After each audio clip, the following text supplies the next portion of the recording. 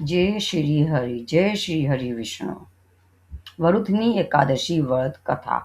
इस व्रत कथा के बिना अधूरी मानी जाती है। वरुथनी एकादशी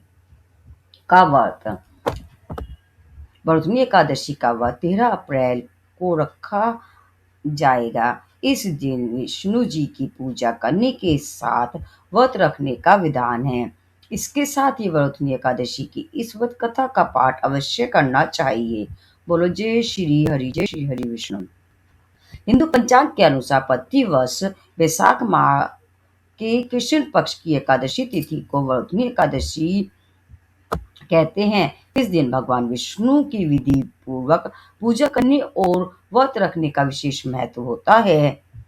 भविष्य पुराण के अनुसार इस व्रत को रखने से पद प्रतिष्ठा की प्राप्ति होती है। इसके साथ ही सभी पापों का नाश होता है। इस व्रत को पूरी श्रद्धा के साथ रखने से सांसारिक दुखों से मुक्त होकर सत्य सुख प्राप्त होता है।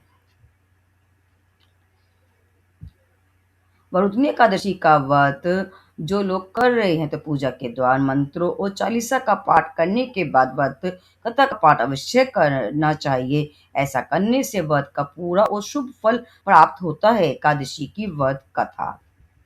भगवान श्री कृष्ण ने धर्मराज युधिष्ठिर को इस कथा को सुनाया था।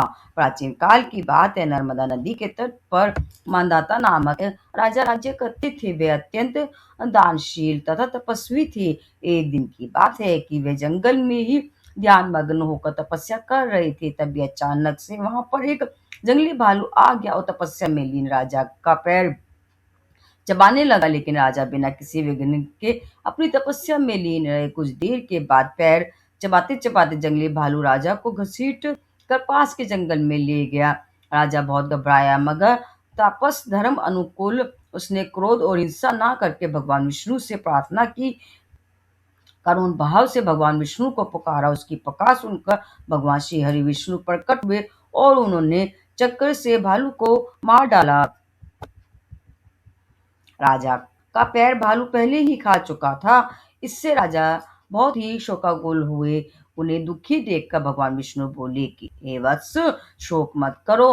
तुम मथुरा जाओ और वरुथनी एकादशी का व्रत रखकर मेरे वराह अवतार मूर्ति की पूजा करो। उसके प्रभाव से पुण्य सुदृढ़ अंगों वाले हो जाओगे। इस भालू ने तुम्हें जो काटा है यह तुम्हारे पूर्व जन्म का अपराध था। भगवान की आज्ञा मानकर राजा मांधाता ने मथुरा जाकर श्रद्धा पूर्वक वरुथनी एकादशी का व्रत किया। इसके प्रभाव से राजा शीघ्र ही पुण्य सुंदर और संपूर्ण अंगों वाला हो गया। इसी एकादशी के प्रभाव से राजा मांधाता स्वर्ग गए थे। जो भी व्यक्ति भय से पीड़ित है उसे वरुथनी एकादशी का व्रत रखकर भगवान विष्णु का स्मरण करना चाहिए। इस व्रत को करने से समस्त पापों का नाश होकर मोक्ष की प्राप्ति होती है। यह थी वरुथनी एकादशी की व्रत कथा। बोलो जय श्री हरि विष्णु।